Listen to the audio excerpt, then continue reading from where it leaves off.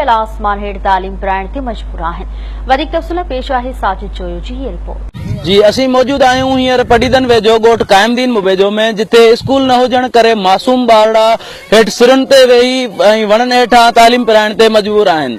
अचो त ॻोठाणनि खां पुछूं था त उन्हनि खे कहिड़ियूं तकलीफ़ आहिनि। न को फर्नीचर थो मिले, न को किताब था मिलनि, न को का बिल्डिंग मिली आहे, न को का शइ बि हिन महिल ताईं असांखे जेको आहे 9 सालनि में का शइ बि न मिली आहे सरकारी तरह सां। जॾहिं त पोइ उहो उस्ताद जेको असांजो हुयो, उहो उस्ताद बायोमेट्रिक जो जवाब ॼाणा हितां कढी छॾनि। उन खां पोइ असांखे जेको आहे लेटर ॾिनो, डीओ साहब ऑर्डर ॾिनो त बाबा तव्हांजो उस्ताद तव्हां वटि पढ़ाईंदो, पर उहो महीने खनि जे अंदरि वरी जेको आहे उहो साॻे जिथे हुन सेमी थियल हो बायोमेट्रिक होॾे हुनखे जेको आहे ट्रांसफर करे छॾियूं।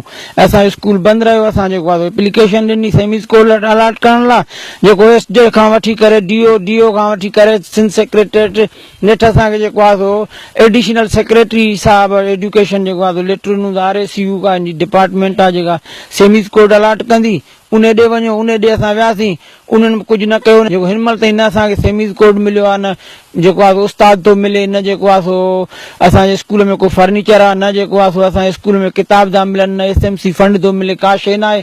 असांजे स्कूल में बिल्डिंग कान्हे का, असांजे ॿार ईअं था पढ़नि हेठि, हिते बिल्डिंग ॾिनी वञे असांखे। असांजो इहो मुतालबो आहे, असांखे स्कूल ज़रूरी आहे, स्कूल असांखे खपे।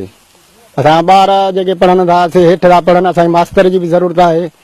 जे पढ़ंदा असांजा ॿार त अॻिते कुझु थींदो।